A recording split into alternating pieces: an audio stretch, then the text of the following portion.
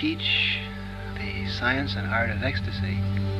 We teach people how to turn on or how to go out of their minds.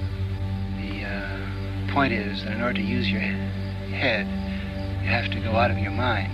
You have to go out of all of the static, symbolic ways in which you think and experience.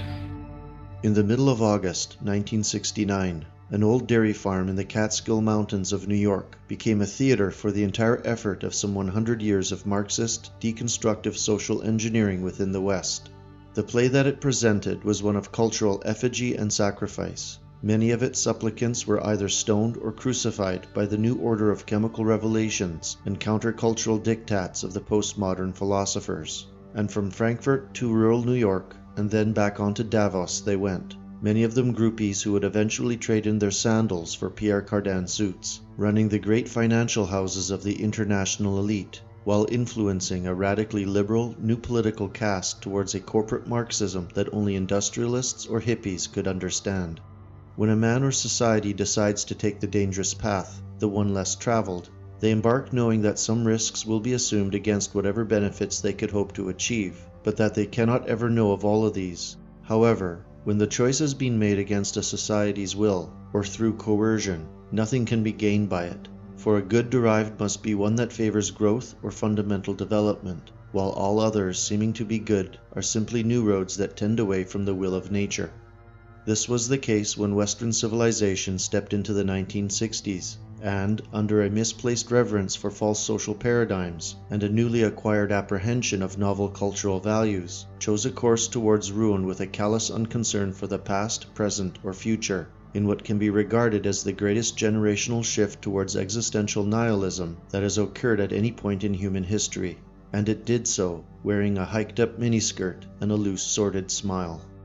After the 1950s, several victories had been scored by the technical elite in the Western Hemisphere, namely that the cultural Marxist intelligentsia was given full academic control at the collegiate and scholastic levels of society, particularly in the fields of psychology, philosophy, sociology, and political science.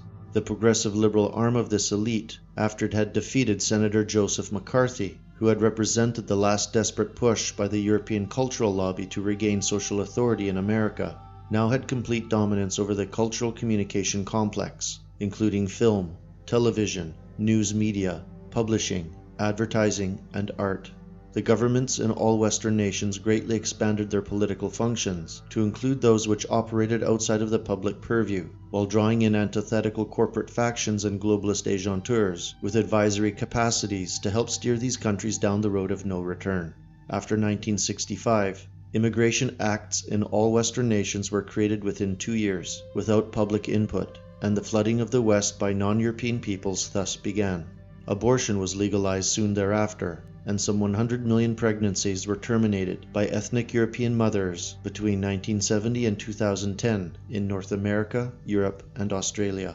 But it was the baby boomers and the subsequent hippie generation who became the foot soldiers for this technocracy shaping the West, their social activism and voting patterns throwing the entire history of Western civilization under the bus, along with anything that considered itself higher, nobler, or beautiful, swapped out for assembly line liberal beliefs and aesthetics, unprincipled lifestyles, and a burning narcissism that kept our entire civilization in a perpetual state of self-centered infancy.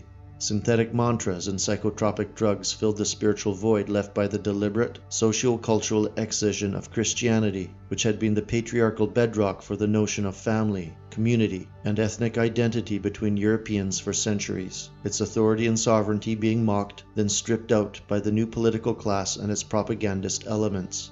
The home where the European spirit dwelt was replaced by an illusory matrix of systems and inventions based on the cult of celebrity, guilt-based allegory, and the fetishism of social justice. Moving ever more quickly into the void, this technical elite, the political and managerial class, and the international financial establishment, all purveyors of the globalist Marxist worldview, decided that foisting neoliberalism and progressive democratic socialism upon the West would be the safest and quickest path to 1. The elimination of European ethnic group cohesion, while subjecting them to social policies designed to cause infighting and a desire towards deracination, thus leading to the eventual eradication of all European nation-states. 2.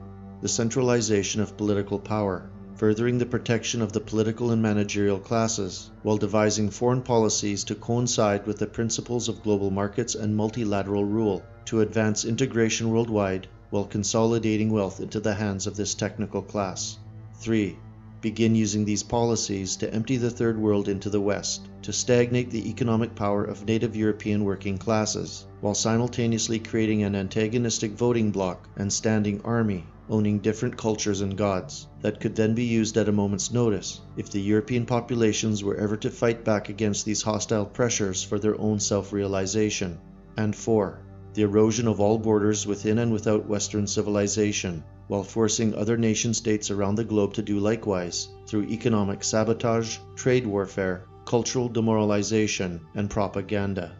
The embedded liberal political class, owning all the state power in Western nations, now take direction from these corporate Marxists, Bilderbergers, and high financiers whose greed for utter domination and money were insidiously merged with the false idols of free love and open borders.